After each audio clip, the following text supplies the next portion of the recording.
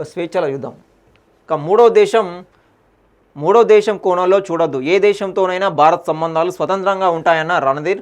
Trump టారిఫై విదేశాంగ శాఖ కీలక వ్యాఖ్యలు. రిటైర్ అయిన వదలను ఈసీ ఆఫీసర్లకు రాహుల్ తీవ్ర హెచ్చరిక. బీజేపీకి లబ్ధి చేకూర్చేలా ఓట్ల దొంగతనం, ఎన్నికల సంఘం ప్రమేయం ఉంది, స్పష్టమైన ఆధారాలు ఉన్నాయన్న కాంగ్రెస్ అగ్రనేత.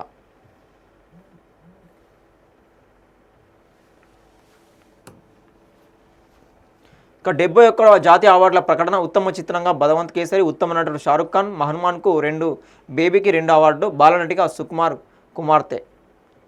ఇక నిబద్ధత జర్నలిజానికి లక్ష్మణరేఖ గీయాలి.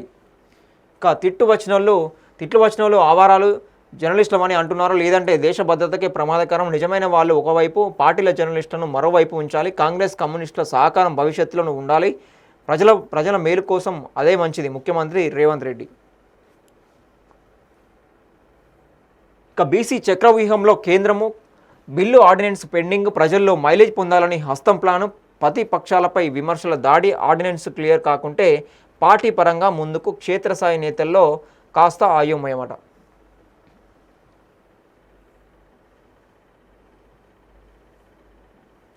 ఇక నేడు బీజేపీ ధర్నా చౌక్ వేదిక నిరసన. 40% పూర్తిగా బీసీలకే రిజర్వేషన్లు కల్పించాలని డిమాండ్. ముస్లింలకు ఇస్తే ఊరుకోమని వార్నింగ్.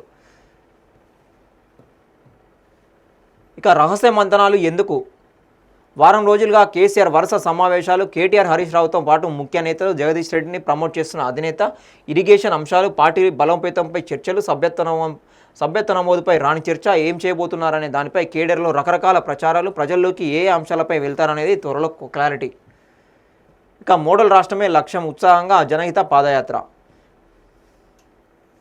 ఇక బయోమెట్రిక్ టీఎస్టీఎస్ సంస్థకు కాంట్రాక్టు తప్పుడు హాజరైన నమోదు చేసిన కార్యదర్శులపై వేటు. ఇప్పటికే రంగారెడ్డి జిల్లాలో 2, జగిత్యాల్లో 1పై సస్పెన్షన్. ఎంపీఓలు, డిపిఓల నిర్లక్ష్యంపైన ప్రభుత్వం వేటుకు సన్నద్ధమవుతున్న ఉన్నతాధికారులు. మంత్రి ఆదేశాలతో కదిలిన పంచాయతీరాజ్ యంత్రాంగం.